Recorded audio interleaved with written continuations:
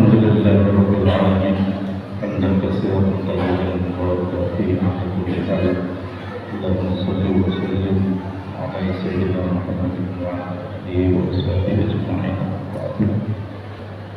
Saya ingin di waktu malam ini kurang lebih alhamdulillah dilahirkannya bertepatan dengan dilahirkannya Rasulullah Sallallahu Alaihi Wasallam malam 12 Rabiul Awal. Supaya kita sadar dengan renungan kita, dengan berpikirnya kita, supaya kita sadar bahwa Rasulullah Sallallahu Alaihi Wasallam itu benar-benar betul-betul mencintai kepada umatnya. Bukan mereka para sahabat saja, bukan mereka para tabi'in saja, bukan tabi'in saja, bukan para sholihin saja, tapi hingga waktu sekarang kita termasuk umat Rasulullah yang disebut-sebut dan dicintai oleh Rasulullah Sallallahu Alaihi Wasallam. Maka ketika kita tidak sadar bahwa Rasulullah mencintai kita, kita pun tidak akan mencintai Rasul. Kalau kita nggak ngeh bahwa Rasul itu betul-betul mencintai kita, kita tidak akan bertambah cintanya kepada Nabi.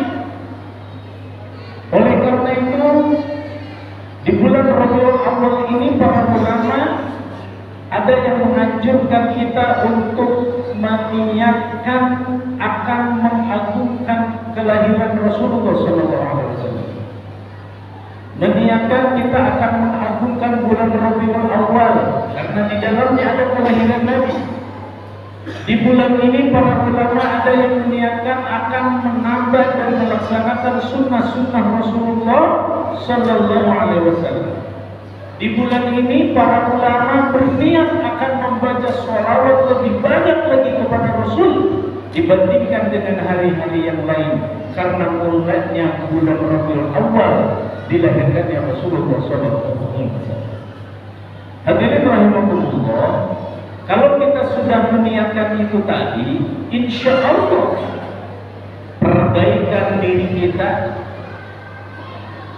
perbaikan pelaksanaan amal-amal kita yang sunnah-sunnahnya insya Allah bertambah baik. Kalau kita tidak niat, kalau kita tidak sadar bahwa Rasulullah mencintai kita, kita tidak niat akan melaksanakan sunnah-sunnah Nabi, maka kehidupan kita akan biasa-biasa saja. Sering kita baca, laqad ja'akum rasulun min anfusikum azizun 'alaihi ma 'anittum harisun 'alaikum bil mu'minina raufur rahim. Itu Rasul begitu berat cintanya Rasul kepada umatnya, bukan seperti cintanya kita kepada anak kita. Cinta dan rindunya, sayangnya Rasul kepada umatnya bukan seperti kita cinta kepada istri kita. Secinta-cintanya manusia kepada istri, secinta-cintanya suami kepada istri. Kalau melihat di luar yang lebih cantik daripada istri, bohong kamu, benar tak? Sesetia-setianya laki-laki, Pak, kalau di luar melihat wanita yang lebih cantik daripada istrinya, lebih soleh daripada istrinya, lebih kaya daripada istrinya, lebih baik daripada istrinya, bohong. Kalau di dalam hatinya tidak mengatakan resep baik oke kayak kau. Benar tak? Benar. Normal. Benar. Ngomongnya benar. Ada benar. Diakui. Normal gitu. Tapi cintanya Rasul kepada umatnya melebihi cintanya suami kepada seorang istri. Yang kata dia, tidak ada wanita lain di dunia ini yang aku cintai. Tidak ada wanita yang cantik di dunia ini yang lebih cantik daripada kamu. Kagoda wewe panas. Yang kawin deui we. Susulung hutang. Kita cinta kepada anak. Berapa besar cinta kita kepada anak? Pernah nggak bapak-bapak, ibu-ibu memikirkan cintanya ibu kepada anak sampai kita memikirkan anak kita tidak boleh sampai masuk neraka. Kalaupun ada, hanya sebatas keinginan. Kalaupun ada, hanya sebatas kasih sayang fisik saja. Karena banyak di saat ini seorang ibu yang membiarkan anak yang dewasanya tetap tidur semua hari, tidak dibangunkan, tidak disuruh sholat subuh. Ada nggak yang begitu? Ibu-ibu ada yang begitu? Jadi bapak nak budak kita budak, harunya bapak sekarang balik terberhenti. Bohong, ibu katakan cinta kepada anak ibu. Kalau ibu membiarkan anaknya tidak sholat subuh, bohong cinta orang bapak, bohong cintanya orang tua kepada anaknya. Kalau bapak tidak tetap ridho, kalau bapak tidak khawatir anaknya tidak bisa baca Quran. Bohong cinta bapak dan ibu kalau anaknya tidak mengenal sosok Rasulullah Sallallahu Alaihi Wasallam. Jangankan anak bapak nak pergi pohon. Kalau bapak ingat kepada Rasul setiap hari, berapa banyak bapak baca sholawat kepada Nabi? Oh, sok baca sholawat Madinah sholat. Beda deh. Dan sholat maka wajiban baca sholawat. Sebab kalau di dalam sholat tidak baca sholawat, tidak sah sholatnya. Orang yang osok nyebut nama Muhammad Madinah ajan, atau tidak sah ajan lah untuk baca sholawat ke kanjeng Nabi. Berdoa tidak bersolawat tidak sah doanya mughadzabina baina samai wal ardh.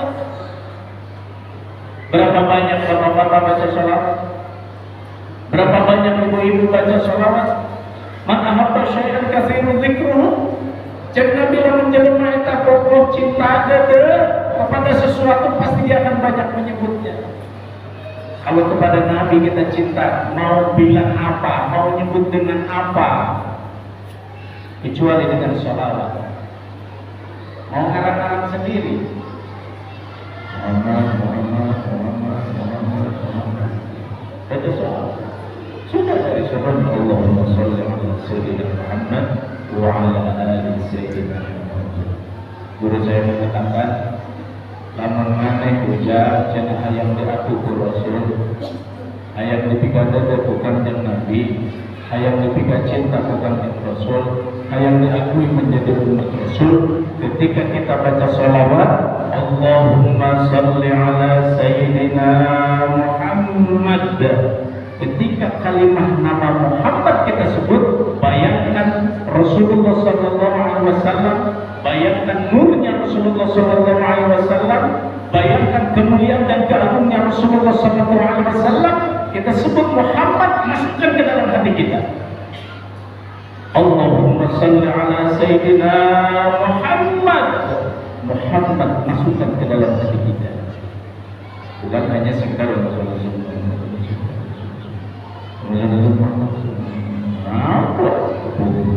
Tidak perlu banyak, sedikit tapi kualitasnya mantap. Bapak sanggupnya 10, setiap kali sholat silakan. Bapak sanggupnya 100 silakan.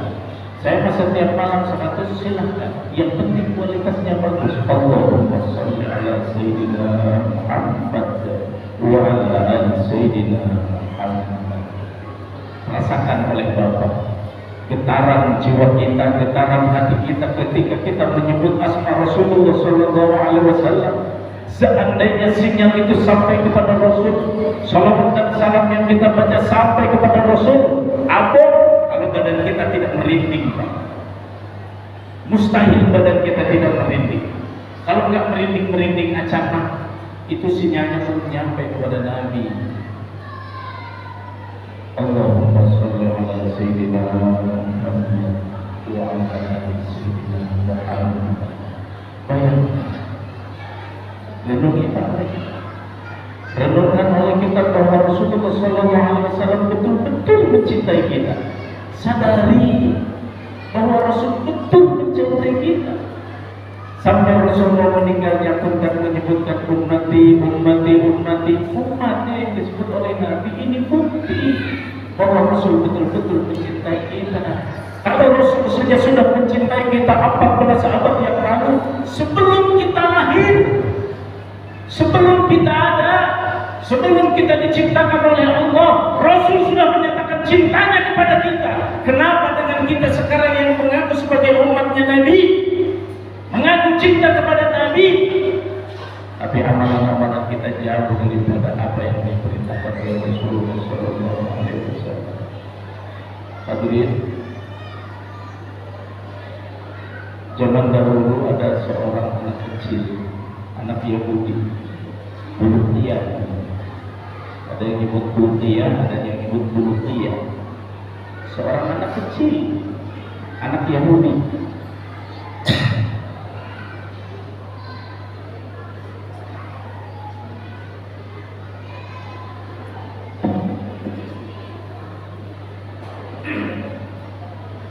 Ketika dia menemukan dan membaca kitab Taurat yang selama itu disembunyikan oleh bapaknya, oleh orang tuanya, ada kertas yang sobek. Di situ diterangkan bahwa nanti di akhir zaman akan diutus seorang nabi, terbentuk pada nabi yang bernama Muhammad. Anak Yahudi ini penasaran. Berarti nanti di akhir zaman akan diutus seorang nabi dan rasul oleh Allah, penutup para nabi, khataman nabi yang mursalin, yang bernama Muhammad. Dicarinya oleh anak itu. Keliling dunia dia. Mencari di mana ada Muhammad, di mana ada Muhammad, di mana ada Muhammad. Setiap ketemu dengan orang nanya dia di mana ada Muhammad, kenal apa enggak, dicari oleh dia. Begitu cintanya itu orang Yahudi. Berapa lama dia mencari? Enggak sebentar. Anak itu mencari 60 tahun. 60 tahun itu bukan waktu yang sebentar. Mungkin 60 tahun ini waktu hidup kita di dunia ini. Kalau anak kecil itu hanya waktu mencari Nabi saja. Begitu besarnya cintanya kepada Rasul karena dia membuka Taurat. Di dalam sobekan kitab Taurat itu ada keterangan bahwa nanti di akhir zaman akan Allah utus seorang Nabi dan Rasul yang bernama Muhammad. Dicari selama 60 tahun, kemudian anak ini bertemu dengan Nabi Khidir alaihissalam. Ya Tuhan, saya mencari Muhammad, Rasulullah. Wahai anak kecil, wahai ini sudah dewasa ya, sudah dewasa. Tapi anak usia 60 tahun itu, kalaupun 80 tahun pada zaman dulu itu termasuk anak kecil, karena usianya panjang-panjang, iya kan? Usianya ribuan tahun.